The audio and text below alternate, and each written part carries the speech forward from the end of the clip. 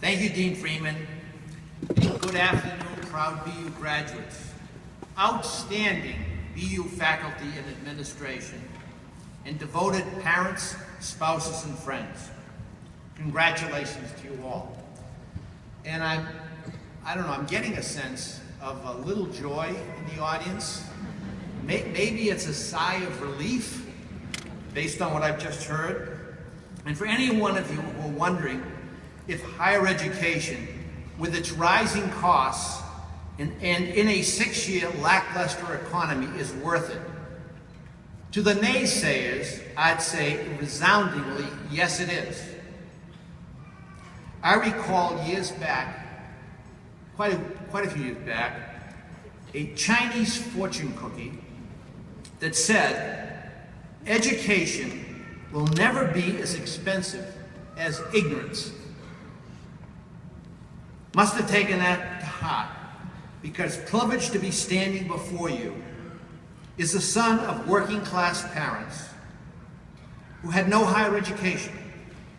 I worked through college, driving a 16-wheel tractor-trailer truck between Boston and New York. On weekends, the job paid my tuition. I commuted to BU daily by the trolley. My retailing professor, Alan Beckwith, saved me from my youthful dream of becoming a ski instructor by pushing me to interview for the executive training squad at Federated Department Store, which today you know as Macy's. BU had prepared me so well that I was quickly recognized on the squad. I wasn't skiing, but at least squad sounded athletic.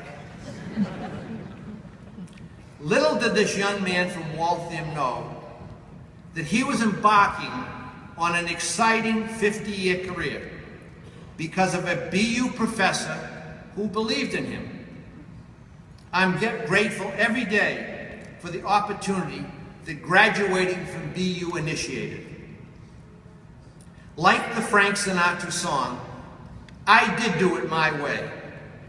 But BU had taught me the essential fundamentals of business, enabling me later to improvise and apply the personal skills and values that distinguishes people from the pack.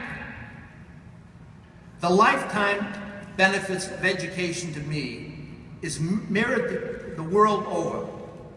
As we watch education level inequitable playing fields, fostering economic opportunity and social equality, and reducing poverty wherever it is.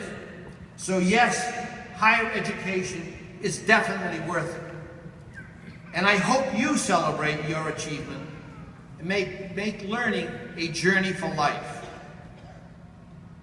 But as beneficial as higher education is, it shouldn't get all the credit. Dan Greenstein at the Gates Foundation and James Merisotis at the Lumina Foundation, in an April 10 Wall Street Journal, said that education, quote, balances our values of opportunity and individual responsibility, unquote. Meaning that opportunity must be met with an individual's commitment to do the work, the hard work.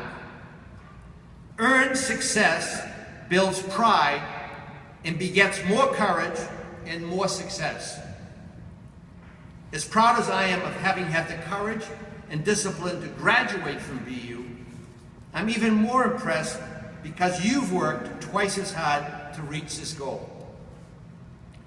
Getting 2 degrees or more in some cases, many of you working while studying, and you've done it despite a constant deluge of distractions that I did not have, which are explained by the law that condones speeding, Moore's Law. Gordon Moore, founder of Intel, created his law by predicting in 1965 that the performance of the microchip would double every 18 years. You've grown up with the latest handheld devices that you may thank for some of your education, not to mention your social life. But you may not realize how entrepreneur Moore's Law will impact you who in 2015 are launching or relaunching your own careers that will radically be transformed by it. In 1965, the year my own career literally began, retailers were making room for the giant computers, and it literally took us 25 years to figure out what to do with them. Since then, new generations of microchip technology have accelerated change in the way people everywhere operate. That is, live and do business, no matter what business you're in or where you live. Creative destruction on steroids will inform not just your coming career, but transform your entire lives. You're graduating into a world where nothing can be assumed except change itself. A world waiting for your enlightened contribution to solving mankind's problems and fostering mankind's highest ideals, all with the help of small devices with unlimited possibilities. As a technological Luddite, I have 5 decades on you, remember, so I can only advise you to embrace change and keep learning how to manage it to fit your purpose and your expectations. Picasso said, quote, "Computers are useless. They only give you facts." Well, maybe not useless, but Picasso has a point. It is human analysis and application of the truthful and contextual relevancy of facts that make them useful. Without that, facts are merely mental clutter on the way to getting to a correct decision or the answer to a specific problem. We can get information from the computer all day long, but only our experience, educated thinking, good judgment and instinct that draws upon guiding principles and a selection of relevant facts that get us from A to B. And that's what your education at BU has prepared you to do, to think and decide how to act and manage to a benevolent and profitable outcome. Technology is certainly useful, but the thinker and your personal relationships are indispensable. I wish there were, but there isn't. There is no magic formula for success.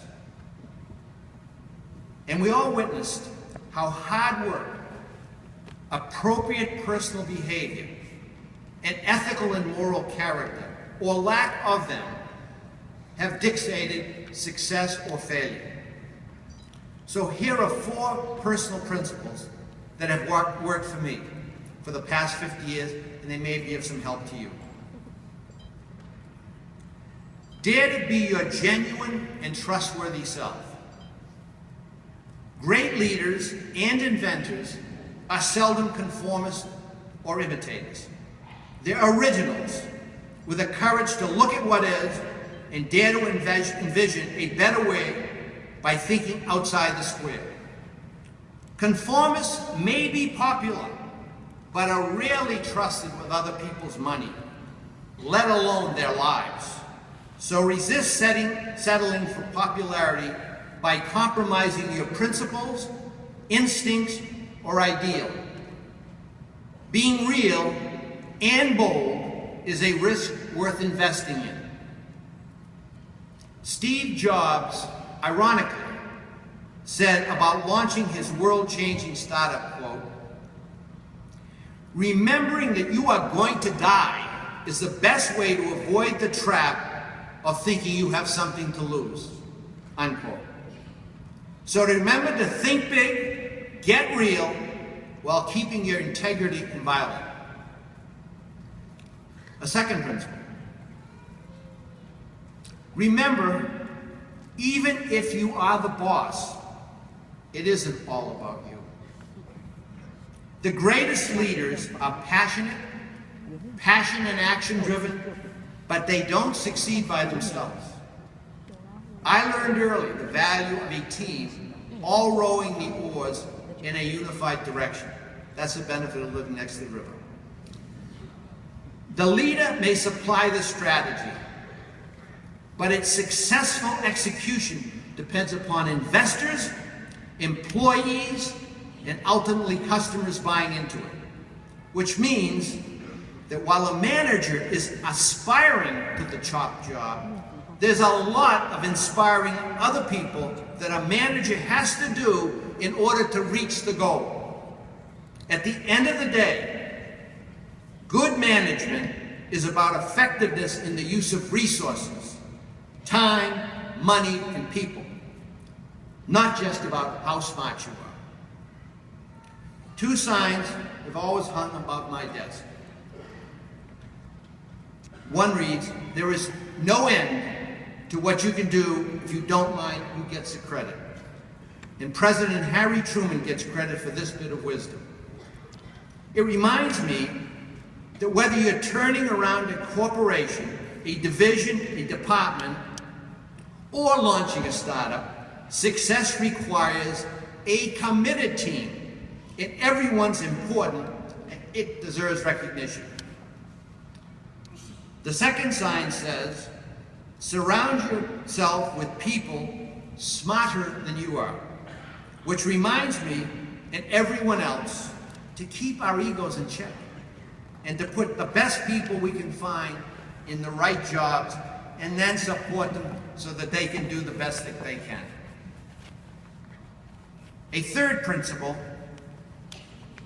is commit to a path, then make a new path, and remember that any business is about people. Zen masters have reminded us that we must walk the path to find the path, which translates to the fact that any job, once mastered, can lead to a better one.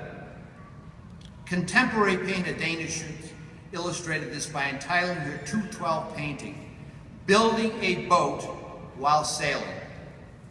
And comic Milton Berle, long before you advised, if opportunity doesn't knock, build a door. The trouble with managers is that we get bogged down in managing and miss opportunities in plain sight, like empowering our employees and our customers by seeking them out, walking around with them, and asking them a lot of questions about the business or the product. Really listening to their answers, being present, and observing their concerns and their reactions. This not only gives the manager a lot of essential information, but it also draws everyone into the team, making it their game. It's important that it's their game because they're going to make it win. In the 60s, management guru Peter Drucker wrote the definitive book on this, calling it Management by Wandering Around. If you haven't read it, it's worth reading. And one last thing. Remember to make time for love. If you love your work, you'll never work a day in your life, is an old adage. I'm sure you've heard it. But this has always been true for me. I loved coming to work every day. But no matter how much you love your work, having a personal life that includes a significant other is the icing on the cake of living fully. Kelly and I have come to know the brilliant president of American Enterprise Institute, economist Arthur Brooks. And he surprised his readers this past Valentine's Day by publishing an editorial in the New York Times that advised us to put down our phones and treat romance as if it was a startup. Every passionate entrepreneur accepts the risk of starting a new business. So why not take the risk in love, which is, if you choose carefully, will be the source of a romantic partnership that bears much fruit, both professionally and personally. as much as technology